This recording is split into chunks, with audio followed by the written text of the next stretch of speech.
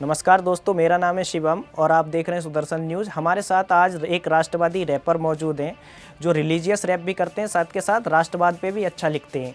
तो आपको डायरेक्ट उनसे मिलवाते हैं। उनका नाम है राघव जी।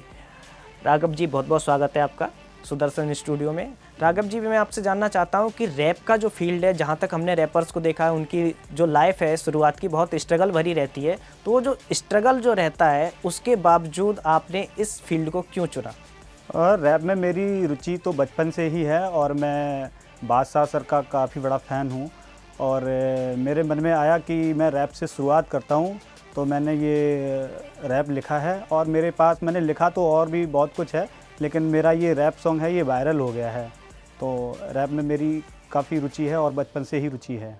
अच्छा, तो ये जो आप रैप करते हैं, इसका थॉट प्रोसेस सोचते कैसे हैं? क्योंकि नॉर्मली जैसे मैं मान के चलो, अगर मैं रैप करना चाहूँ तो मैं नहीं कर पाऊँगा। बहुत सारे लोग हैं जो रैप नहीं कर सकते। तो रैपर्स का क्या थॉट प्रोसेस होता है जब वो रैप करते हैं? जैसे आपके पास महाकाल का आपने रैप लिखा और उसको गाया, तो आपके मन में क्या विचारधारा थी? किस तरीके से थॉट प्रोसेस चल रहा था जिसके पीछे वो सारी क्रिएटिविटी आई?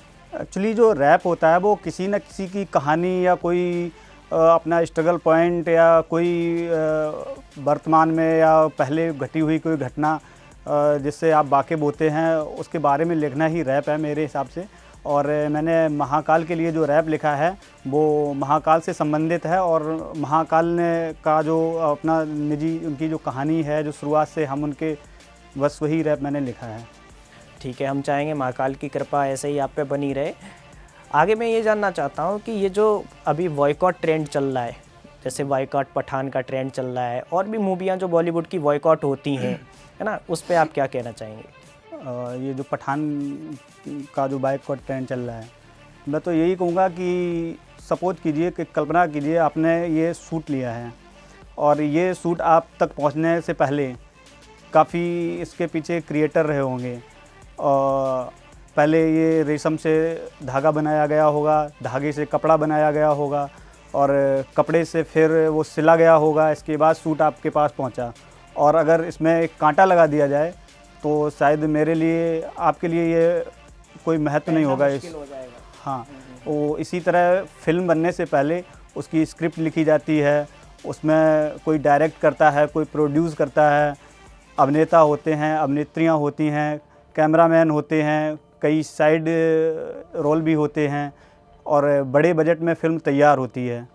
और अगर उसमें उस बड़े बजट की फ़िल्म में हमारी सनातन संस्कृति को कलंकित करने वाला या भगवा रंग को अपमानित करने वाला कोई कंटेंट डाल दिया जाए तो मेरे लिए उसका महत्व बेकार है उस फिल्म का। तो इसलिए उस बाइकआउट का हम समर्थन करते हैं। मतलब आप ये कहना चाहते हैं कि सनातन संस्कृति को जो भी क्षति पहुंचाने की कोशिश कर रहा है, उसका बाइकआउट होना चाहिए। बिल्कुल बिल्कुल।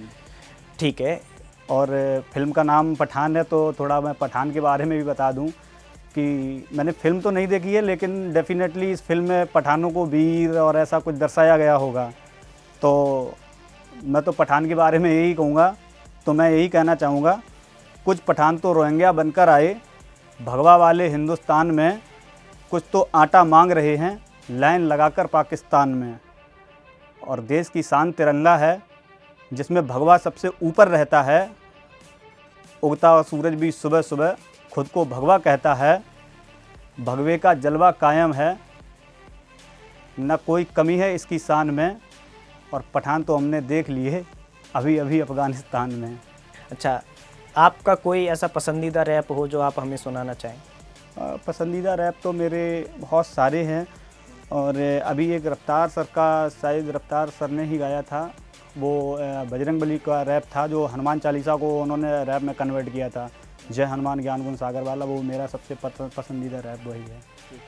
तो आप ऐसा कोई रैप हमें सुनाना चाहें जो हमारे दर्शकों को पसंद आए? जी जी, जो मैं वही सुनाना चाहता हूँ जो मैंने अभी रैप लिखा है। और बहुत जल्दी दर्शकों को अच्छे स्टूडियो पे म्यूजिक के साथ मिल जाएगा।